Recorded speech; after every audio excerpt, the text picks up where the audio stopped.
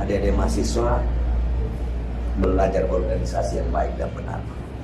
Ketika menjadi mahasiswa, tidak hanya sekedar menuntut ilmu di dalam kelas, karena itu hanya sedikit yang bisa digunakan di masyarakat. Yang banyak digunakan adalah pengalaman menjadi aktivis organisasi. Saya yakin Sherly juga seperti itu. Tapi Pak Ade menarik, karena Pak Ade kan udah selesai nih jadi dekan. Pak Ade ini juga adalah bapaknya influencer, teman-teman, di Sulawesi Selatan. Ini sekedar informasi saja. Temannya. Oke, temannya influencer, beliau adalah merendah untuk meninggi. Dan Sulawesi Selatan ini terkenal dengan wilayah yang melahirkan orang-orang besar yang punya keberanian untuk membela sesuatu yang dia yakini. Kita sudah sama-sama tahu nama-nama besarnya, mulai dari Jaksa Agung, Harudin Lopa, panutan semua, Jenderal Yusuf, Bardin Lopa, Pak Habibie, Hasanuddin, Sultan Hasan, banyak. Dan masih banyak lagi. So what's next? Selanjutnya apa Pak Ade? Jangan-jangan nanti berapa tahun lagi kita melihat Pak Ade ada di mencalonkan diri mungkin? Banyak pertanyaan itu saya. Ketika saya menjadi dekan periode kedua, banyak pertanyaan saya. The next, sudah Gak ada rencana gitu. tidak ada. Jadi maksudnya rencana Tuhan aja mau mengarahkan kita kemana gitu? Gini, jabatan itu buat saya itu amanah dan berat. Pesan orang tua saya, hati-hatilah mendekat kalau dapat jabatan. Jangan pernah kamu meninggal dalam saat menjabat, karena itu berat. Dan itu saya, periode pertama saya dekan, periode kedua saya nggak mau, dipaksa jadi dekan. Nggak mendaftar saya jadi dekan itu periode kedua. Tidak tarik, nggak mau. Bukan jabatan buat saya takdir. Nggak perlu dibayar. Ketika periode kedua saya ditanya, the next, rektor kah apa? Enggak, saya bilang. Kenapa? Melatih keikhlasan. Kalau saya punya pikiran setelah dekan mau menjadi rektor, walaupun banyak orang berpikiran seperti itu, maka pekerjaan saya periode kedua tidak ada yang ikhlas. Karena semua pasti saya hormat itu. Arahkan ke sana ya. Energi saya, kemampuan saya, pikiran saya, tenaga saya pasti terahkan. Insyaallah. Tapi ada rencana masuk politik nggak Pak Ade? Ini titipan pertanyaan dari banyak teman-teman. Banyak sekali tawaran. Nah, Bahkan sampai cerita-cerita pilkada yang lalu di Makassar, ya masuk, radar masuk. Saya ditemui, diajak, diputuskan. Enggak. Saya orangnya realistis. Gimana cara berpikir realistisnya? Berpikir realistisnya gini, politik di era sekarang. Oke, money politik. Terserah orang mau menafsirkan politik, kemampuan finansial atau apa. Saya tidak punya kemampuan. Tapi kalau ada nih tiba-tiba datang orang, kelompok, kendaraan yang memfasilitasi Kita nggak boleh bilang tidak, karena kita tidak tahu takdir kita. Kita tidak bilang tidak, tapi saya tidak tahu takdir saya. Tetapi realitas sekarang sepertinya berat. Oke, sekarang. Tapi kalau 10 tahun lagi gimana? Kita tidak tahu. Mudah-mudahan situasi berubah. Karena niat kita adalah mengabdi untuk sebanyak-banyaknya umat dan umat kebanyakan. Sebanyak-banyaknya umat dan umat kebanyakan. Itu moto hidup Pak Ade. Iya. Mengabdi untuk sebanyak-banyaknya umat Dan umat kebanyakan. dan umat kebanyakan. Umat kebanyakan kita kan menengah ke bawah. Oh gitu maksudnya. Kita mayoritas umat, kita mayoritas. Oke. Tapi umat kebanyakan itu menengah ke bawah. Ini Umat menarik. jangan dikonotasikan sebagai hanya umat Islam, Iya. umat manusia. Umat manusia. Umat manusia. Jadi menggunakan sisi kemanusiaan dong Pak Sisi Ade. manusia. Nah, melatih sisi kemanusiaan, melatih keikhlasan, kayak yang tadi Pak Ade bilang. Izinkan saya mengajar ke situ. Iya. Itu gimana cara melatihnya Pak Ade? Dari mahasiswa. Dari kita Dari berdua, mahasiswa. dari mahasiswa. Dari mahasiswa. Saya hidup dengan anak jalanan di Pantai Losari. Dari mahasiswa. Itu sejak umur berapa? Saya masuk 93, mulai 95. Saya hampir tiap malam Sabtu terutama malam Minggu. Anak-anak pengemis, anak-anak pengamen yang kecil, kita ajari menulis, membaca di Pantai Losari. Sejak 96 saya mendirikan dengan teman-teman yayasan pemulung di tempat sampah. Bahkan sudah ada pemulung yang jadi dokter. Sejak dulu kita hidup di sini, di masyarakat kebanyakan. Itulah yang menjelaskan kenapa kami ketika punya jabatan menggunakan jabatan itu untuk kemanusiaan.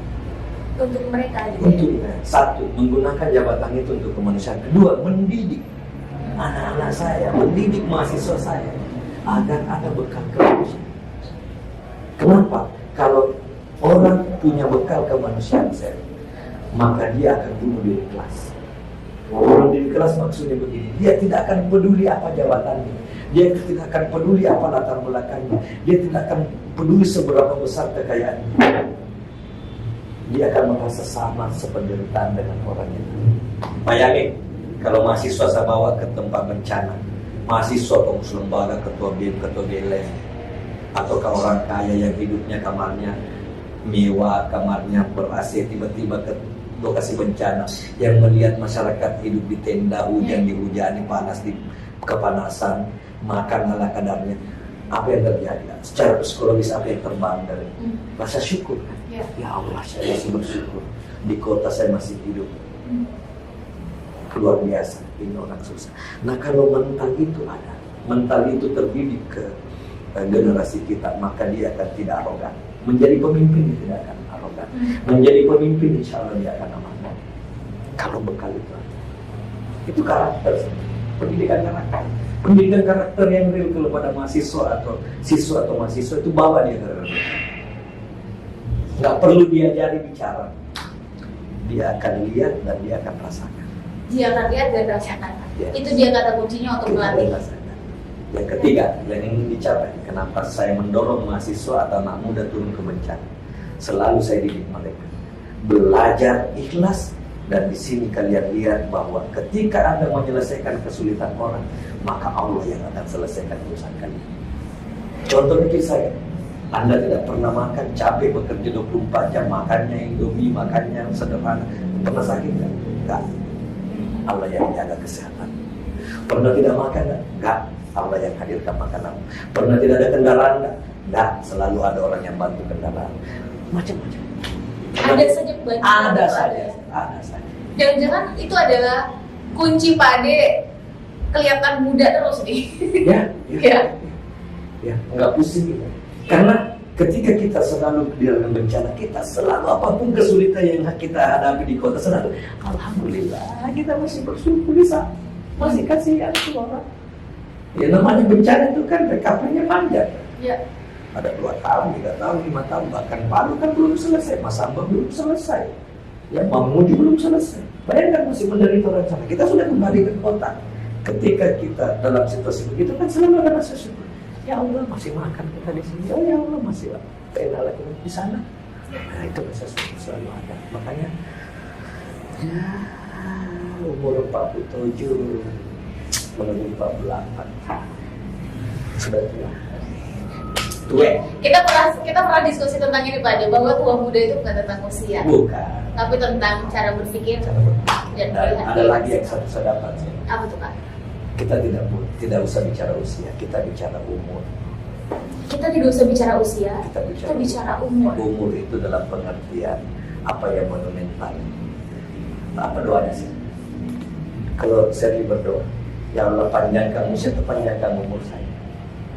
Semoga umur berkah gitu ya. Umur berkah berarti apa yang diperbuat selama usia kita yang dikenang orang panjang walaupun kita sudah mati nanti, itulah umur. Itu umur ya? Itulah umur yang berberkah. Iya. Ya, kasih saya umur yang berkah. Berarti umur yang berkah, yang waktu yang diwariskan ke kita digunakan, dimanfaatkan sebaik-baiknya, dinikmati orang walaupun kita sudah mati. Karena pencapaian tertinggi adalah saat kita hadir bisa membawa impact ya Pak Ade. Kita bermanfaat. Luar biasa teman-teman. Terakhir Pak Ade, 3 pesan untuk anak muda. Pesan saya, ikhlas itu gampang diucapkan, tapi tidak gampang ditunaikan. Berat. Harus latihan. Harus latihan. Pak Ade sendiri butuh berapa lama untuk latihan? Saya butuh waktu 6 bulan latihan. 6 bulan? 6 bulan latihan. Itu pun belum tuntas. Clear-clearnya 1 tahun latihan. Itu pun masih sering terganggu. Jadi latihan itu tidak punya waktu, terus menerus karena gangguannya juga terus menerus. Gangguannya terus menerus. Itu yang paling utama. Yang kedua, yang tadi saya sampaikan, selesaikan urusan orang. Allah yang akan menyelesaikan urusan. Benar sih. Saya bisa menjadi profesor, rasa-rasanya kalau mengukur diri sendiri secara jujur dan lubuk paling dalam, menurut perspektif dan penilaian orang dari A sampai Z, mungkin banyak orang mengatakan saya belum pantas. Tapi siapa yang bisa tolak doanya? Dan mendoakan saya segera jadi profesor. Selesaikan urusan orang. Yang terakhir, sehebat apapun kalian, sejago apapun kalian, sekaya apapun kalian, kalau Anda berdosa sama orang tua terutama itu, sehebat apapun kalian, sekaya apapun kalian kelak, secerdas apapun, dan potensi apapun yang Anda miliki, Anda bukan siapa-siapa kalau berdosa sama ibu dan bapak. Nggak ada orang sukses, nggak ada orang hebat, nggak ada orang bisa bertahan selama dunia akhirat kalau berdosa. Dan nggak ada kesuksesan tanpa doa. Meskipun kita di luar nakal ya Pak ya. Itu yang menyelamatkan kita. Saya nggak pernah ditangkap dan ditembak di zaman Orde Baru karena doa ibu saya. Jadi sebelum demo telepon ibu dulu. Doain. Minta doa. Doa, tapi nggak tahu doa apa. Doain selamat. Doain mau ujian, saya nggak pernah belajar. Doain mah ujian, lulus lah. Oke. Saya percaya itu dari dulu. Saya percaya dari dulu. Makanya saya menyesal. Kadang-kadang saya keluar air mata saya karena dalam kondisi seperti sekarang ini saya merasa sudah bisa berbuat sesuatu sama orang tua, sama ibu, tapi ibu saya sudah tidak ada. Dan yang paling terakhir, sehebat apapun kalian mengabdi kepada orang tua, ketika nanti tidak ada, kau pasti juga akan menyesal. Enggak pernah ada maksimal pengabdian sama kalian. Sehebat apapun. Dan nggak pernah ada selesainya. Nggak ada selesai. Ibu saya meninggal di paha saya, bapak saya meninggal di paha saya, bapak mertua saya meninggal di paha saya. Hari ini pun saya menyesal. Saya merasa tidak maksimal. Tadi pernah bicara tentang kolaborasi dan adaptasi. Siapapun kita, ketika kita tidak mampu berkolaborasi dan beradaptasi di zaman sekarang, maka siap-siap kita akan tertinggal. Boleh mungkin sedikit disampaikan pada itu maksudnya? Sedikit cerdas. Jadi kuat membaca. Kalau tidak ada masih. Siapa yang setting semuanya?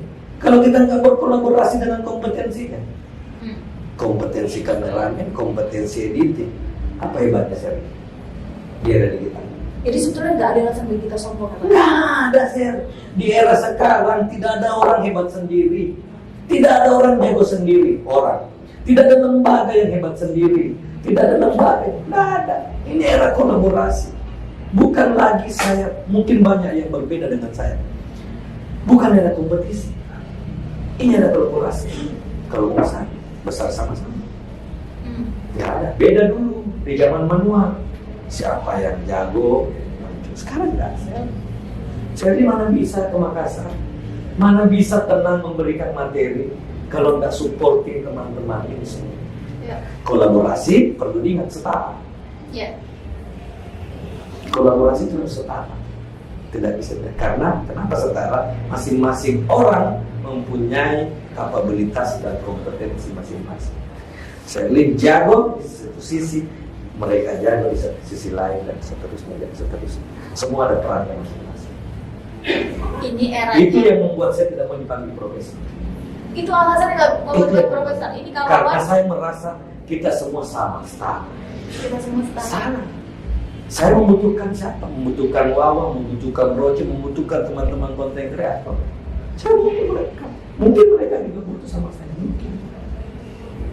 Ayo kita saling membesarkan, sinergi, kolaborasi, bersama-sama kita beradaptasi. Kita beradaptasi dari kita, maka kita bisa berbuat sebanyak-banyaknya kembali lagi untuk orang kembali. Makanya lempeng aja ya Pak De. Lempeng aja, nggak pusing. Luar biasa diskusi kita sore ini Pak De. Terima kasih banyak atas waktunya. Thank you, sir. Teman-teman teman-teman yang menonton video ini yang mendapat catatan-catatan, poin-poin penting, silahkan teman-teman catat. Kalau ada bagian yang ngerasa relate, silahkan dibagikan. Sekali lagi kita ucapkan terima kasih banyak kepada Pak D. Terima kasih, Sir. Atas waktunya. Keren dari Jakarta datang ke Makassar. Kita di pansos coy, pansos. Ini bukti bahwa beliau ini adalah guru besar yang sangat berjuang. Kita pansos coy sama Serdi. Terima kasih sudah menonton video ini sampai akhir teman-teman. Sampai ketemu di video selanjutnya. Assalamualaikum warahmatullahi wabarakatuh.